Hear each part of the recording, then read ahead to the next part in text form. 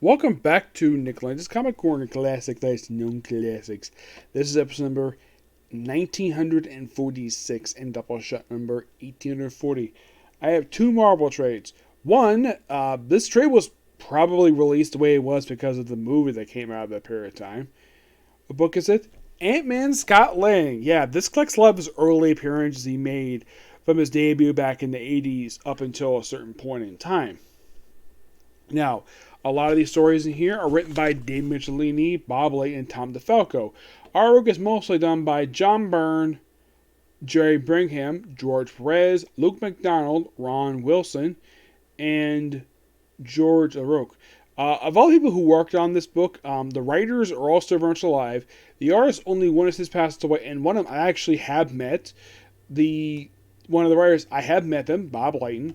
Now, the first story they put in here is basically his debut appearance from issue 181, which is his. It's a very brief, few thing with him. This is basically his first appearance right here, where he just tests the criticism of the Avengers Mansion. He's there for 4 pages, and that's it. And then finally move over to Marvel Premiere number 47, which is basically the first time that Scott Lang became Ant-Man. Yes. Now, reading this thing, it's very similar to what happened with it was shown in an episode Earth's Mightiest Heroes. Scott Lang steals the Ant-Man suit, and the reason why he does, he gets his doctor who'd been taken by the Cross Enterprises, and this book also not only had the first appearance of, Scott Lang as Ant-Man, we see the first appearance of Cassie Lang, who's got a heart problem.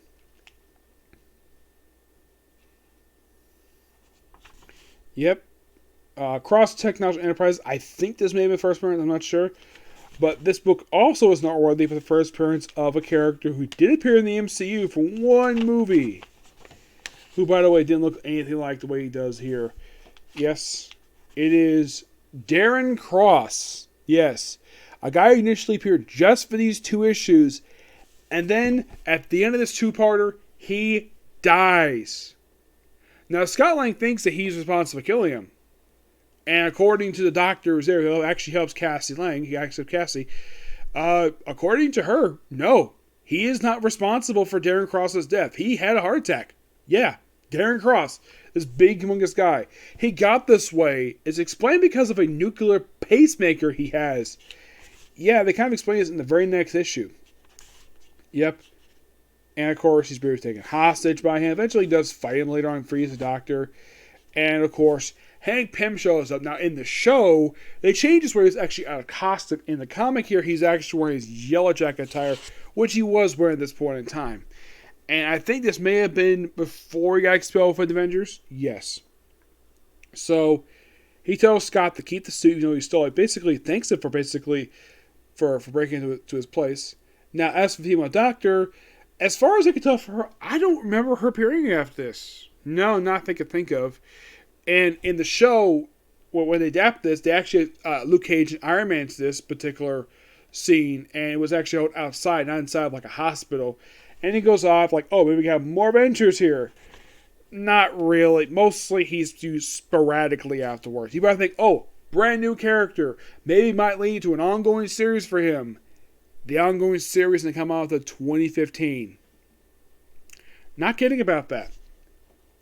Next up, move over to a few pages in Iron Man. We have Ant-Man show up here. Yeah, he shows up here for Iron Man number 125. Yeah, he's here just to show out the fact he's here. And he's there for 3 pages. And then we go to a 3-parter from 131 to 133, where it has Tony Stark versus the Hulk in this 3-part storyline, which also has the appearance by the Scott Lang Ant-Man. Also, Rhodey appeared here, but it's not as War Machine. This is years before he was War Machine. It's mostly just Hulk just attacking Stark International. That's most of what it is. Yeah, but it's absolutely really good 3-parter. I got handed to Dave Mitchell and Bob Layton. It's really good. At one point, you have to put the whole building on lockdown, and eventually Ant-Man shows up to help out. So Rhodey smuggles out Bruce Banner just by disguising somebody else. Eventually, it does get out, and of course, this is already resolved at the very end. And immediately afterwards, they become into a two-part in Pages of Avengers, issues 195 and 196. This two-parter brought about the debut of a character who's still around today and has appeared in the MCU. Now, I have heard somebody actually talk about this character. Now, mostly there's a character, we'll get to that. So Wasp is kidnapped and she's rescued by her then husband, Hank Pym. Scott Lang helps out. But issue 185 is noteworthy for one particular thing.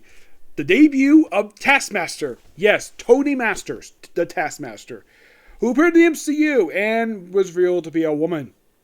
Yeah, for some reason, I had heard also that someone I know did speak to George Perez about this. He emailed him prior to his death.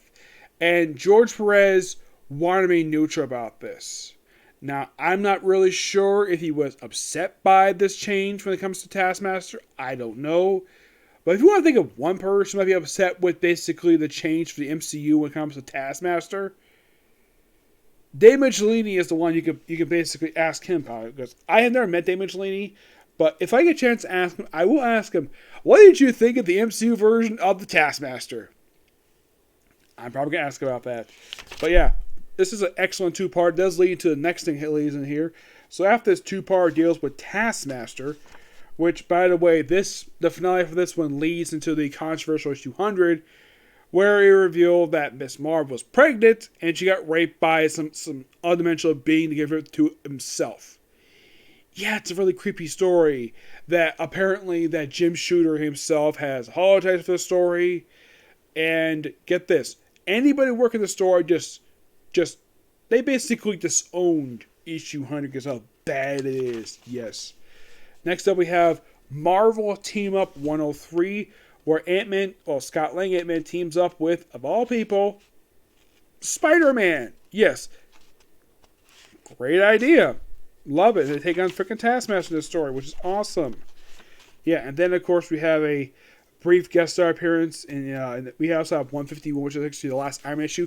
Fun fact with this issue is just after Iron Man had a fight with Doctor Doom, which resulted in the destruction of his office.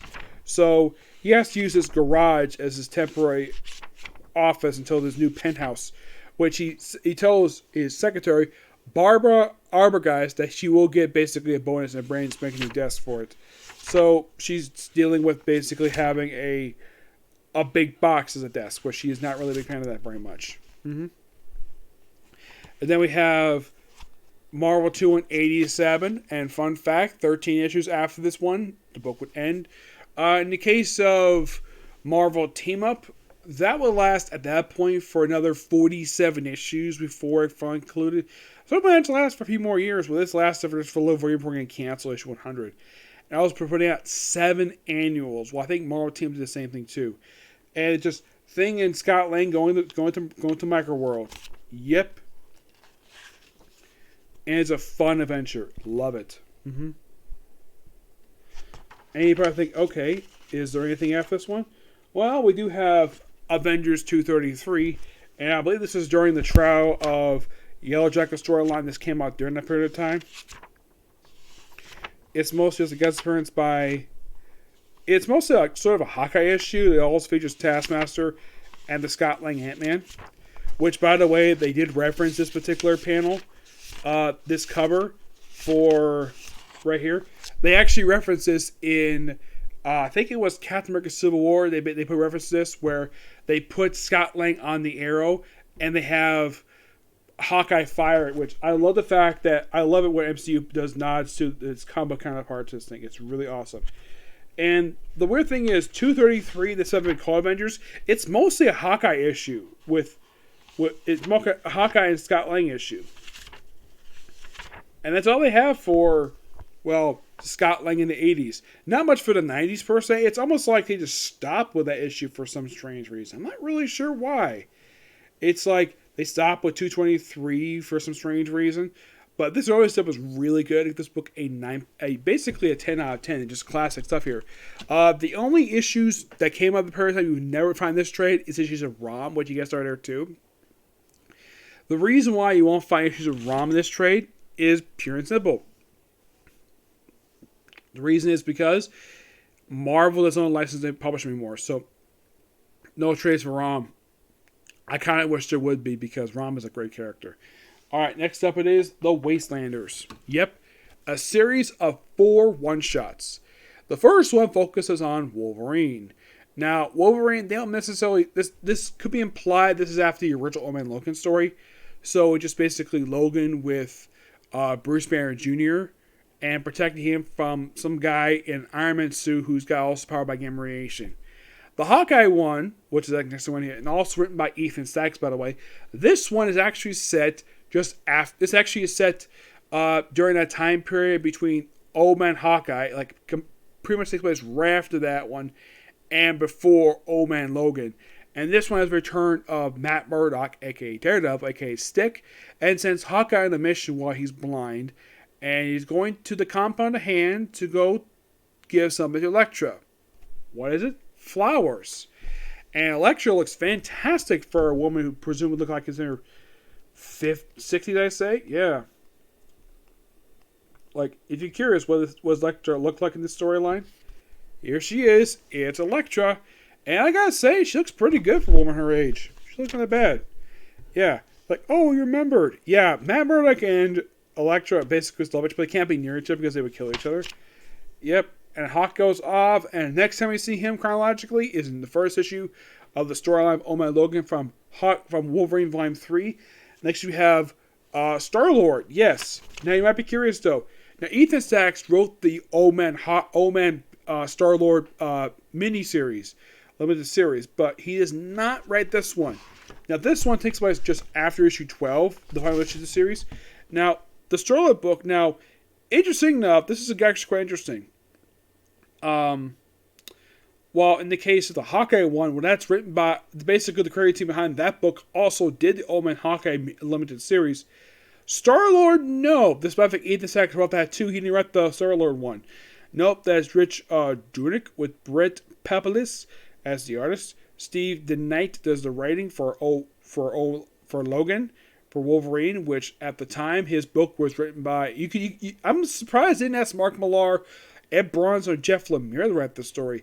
You would think at the time period it said, you probably think, oh, maybe they can have Mark Millar do it. He's probably busy with Image. Star-Lord, and of course we have Dr. Doom in here, and Black Widow, which is also by Steve McKnight too. This is mostly put just Star-Lord revisiting the Xavier Institute, which basically is in ruins, and all the X-Men are all dead. Yeah, it's explained in the Old Man Logan story, in the original one, that Wolverine killed him because of Mysterio. Yeah, because Mysterio basically had cast illusion over all of the X-Men, they're all a bunch of suit villains, and he killed them all. And that's something he regrets. They kind of basically did not this in the film Logan, but instead of Wolverine killing the X-Men, it was Charles Xavier. Yeah, mostly you could definitely say that it just Quill just find out what happened to the X-Men. That's mostly put exactly what the whole thing with this one is. Wastelanders Doom. This is basically, they say this book is set prior to events Old Man Quill and Avengers Wastelands because chronologically, Avengers the Wastelands is taking place after Old Man Quill. So you can say chronologically this is before Old Man Quill, but the Quill one is between that miniseries, the limited series, and Avengers Wastelands. And this is basically what Doctor was up to prior to words. Yeah, Doctor Doom. Just basically like various people in this Wasteland future. The only one they don't necessarily say where this is taking place is Black Widow. Now you probably think Black Widow is focused on Tasha Romanoff. No, it's focused on Yelena. Yes, Yelena, who is Black Widow this thing, because the original Black Widow was killed by, I think she was killed by Hawkeye in the Old Man Hawkeye limited series. This one, not really sure where this is set. The first three you can understand where they're set. This one, my guess is, by the way, we see appearance in here by the Lizard, who's giant size for reasons. Yes, and we appearance in flashback here too. Actually, no, Hawkeye didn't kill her. It was Baron Zemo who killed her. Yes. Now, when in the world could it take place? Well, it's presumably after the end of the fall of the U.S. in Old Man Logan timeline. But in actuality, I'm not really sure. And by the way, she's in Florida in this whole story. She's in Kissimmee, which is interesting. And apparently she's in relation with Kurt Connors, of all people, for some strange reason. Yes. Now, oddly enough, there's no explanation of exactly when this takes place. If you want to point to a time period, it could be during Old Man Hawkeye, but it's not specifically stated. Not necessarily. But the weird thing about the Star-Lord one, that's the most recent thing of anything related to Star Wars released since the end of the Guardians series last year. But this book is really good. This book, a 9.5 out of 10. Just damn good. Yeah. I can't wait. Now, in the case of all these books, the only thing left to go for this franchise, this whole universe to cover, is Old Man Peter Quill. Old Man Quill, that's the only thing left to cover. Surprisingly, yeah, that's the only one I haven't covered yet. Because I have covered the original Logan story, the ongoing series, the limited series from Secret Wars, Dead Man Logan, Old Man Hawkeye, and Avengers Wastelanders. I've covered almost everything for this mini franchise, except for Old Man Quill. That's the only thing left. Yes. But yeah, great books. Okay, so that's it, sick of you. Excuse me. Next up is going to be Slime Diaries. Okay, next video. Bye.